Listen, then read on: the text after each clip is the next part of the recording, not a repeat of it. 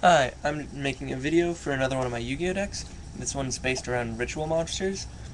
Kind of a hard thing to do. There aren't really that many ritual monsters, not really that much support for it, and it's not Gishki. Just throwing that out there. But I'll start out with the most basic ritual monster that I have.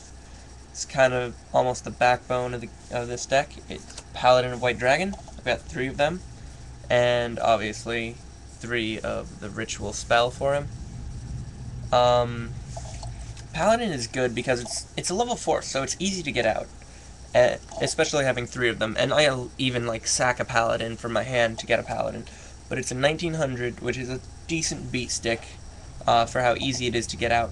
But what's really cool is when he attacks a defense monster that's face down, he destroys it instantly.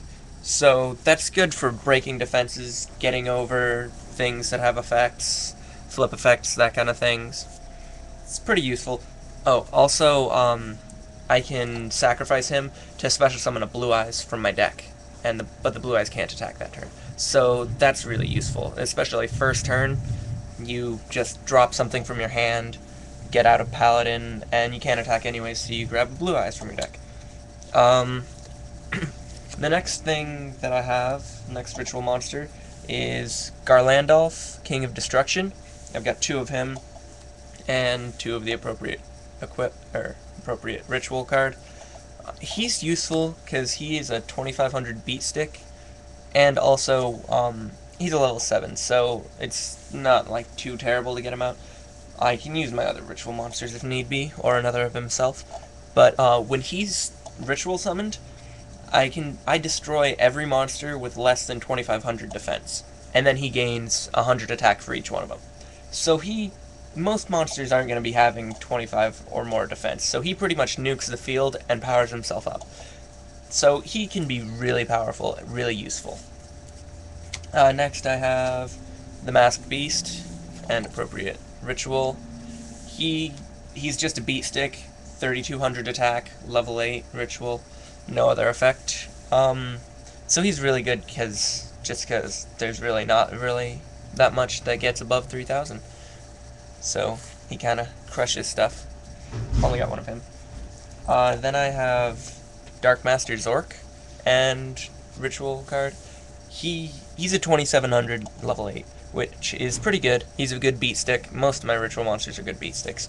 And what's cool about him is once per turn I can roll a die. If I roll, I think it's a 1 or a 2, I destroy 1 monster on my opponent's side of the field. Or no, if it's a 1 or a 2, I destroy all monsters on the opponent's side of the field. If it's a 3 through 5, then I destroy 1 monster, and if it's a 6, I destroy all of my own. So it's a little bit of a gamble, but it's well worth it. It's a 16.6% chance of destroying my own stuff, so that gives me a really good odds for destroying other stuff. And the last ritual monster I have is Reshef, the Dark Being, and he's pretty sweet. He's a level 8 as well. He's a 2500 only, but I can discard a spell card from my hand and take control of a monster for a turn. So I can do that and then use that as like ritual food, or just get a beat stick, things like that. It's pretty nifty. Also, I've got Chaos Sorcerer, just because I've got a lot of light and darks in this deck. A lot of my searchers are light, and then a lot of my rituals are dark, and then my djinns are dark. So it's pretty easy. If I draw him, I'm pretty much going to be able to get him out. Chaos Sorcerer is sweet, easy special summon, easy removal. 1 Blue Eyes. I've only got this Blue Eyes in because well, 2 reasons, I guess. He's a level 8, so he's good ritual food, and also Paladin can get him out easy. Then I have, for my searcher cards, I've got 3 Manju of the 1000 hands, or sorry, the 10,000 hands. He's really good because he can search for any ritual monster, or he can search for any ritual spell. So he can search for pretty much what I need at the time, no matter what. I've also got 2 Sonic Birds and 2 Senju of the 1000 Hands. The Sonic Birds, when they're normal summoned, they search for ritual spells, and the senjus search for ritual monsters. And that's how it is for Manju as well. It's when he's normal summoned. And then I've got some of the djinns, which are really good. 3 of the releaser of rituals, really good. It's a 2000 defense, only a level 3, so I can't quite get anything out with it alone, which is too bad. But it's a 2000 defense. All the djinns can be sacked from the graveyard and removed from play as ritual food, which is really, really useful. And also, when she is used as ritual food, the opponent cannot special summon as long as the monster that was summoned is on the field, which is amazing. Then I've got disserere, or whatever, of rituals. He's another djinn, has the same effect. He's only a level 1, so he can just kind of be a supplementary monster on it. But he is really good because as long as that monster is face up on the field, the one that's summoned by him, it can't be affected by traps, which is really useful. And then I've also got the curcenchanter, djinn the curcenchanter of rituals. 1700 attack, so not bad on its own if I need to put it on the field. I don't like to, though. It's a level 4, so I can use it to get a paladin on its own, which is good.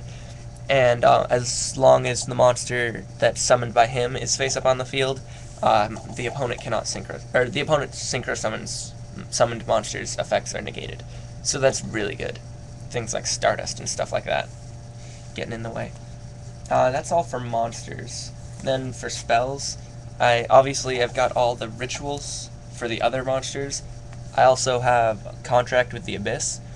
That's just a generic ritual spell for all dark monsters, which covers about half of my ritual monsters. The only difference with that and the normal ritual spells is the amount of stars has to be exact for this. But it's really useful because I can use it for half of my ritual monsters. Then I have 2 magical mallets, just because draw power and recycling cards is really, really necessary for rituals, because you really have to have the right cards in your hand. Because if you've got 3 ritual monsters but no spells for them, or even if you've got like a couple ritual monsters and the wrong spells, that hand is completely useless. So I've got 2 magical mallets. If I get a 3rd one, I'll put it in. It can really save you. Ritual Cage, really awesome card. All ritual monsters can't be targeted by effects, which is really, really good. And they can't be destroyed by effects. So even Dark Hole can't get them, and they can't be hit by, like, Bottomless. They can't be hit by anything that targets or anything that destroys. So it's like you've got your own little personal ritual Stardust hanging around, for the most part. Really good. Monster Reborn. Once I get a ritual monster out on the field, I can Monster Reborn it after it's destroyed. So just useful. Or like use Blue Eyes for ritual food, then Monster Reborn it. MST, self-explanatory. Just gotta destroy. Don't have very much destruction in this deck because there's not much room with all of the ritual spells. Ascending Soul is really good. I tried having 2 of them in there, but it was a little too slow. Ascending Soul is really good, though.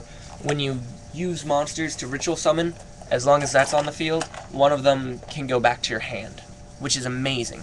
Because what I like to do is use, like, Manju and normal summon him, get him to grab something, use him as ritual food, and then he goes back to my hand, so next turn I can summon him again, and search again. And then I have swords, just because 3 turns of defense and need a little stall so I can draw up, because there's not much room to have really good draw power in this deck. And then for traps, all I have is Mirror Force, because it's amazing and don't really want to have a deck without it. And Trap Stun, just because since I don't have many traps, Trap Stun isn't going to affect me at all, pretty much. And so yeah, so that's my ritual deck. Any comments, any suggestions, just leave it in the comments box. I would love to see what you think about it.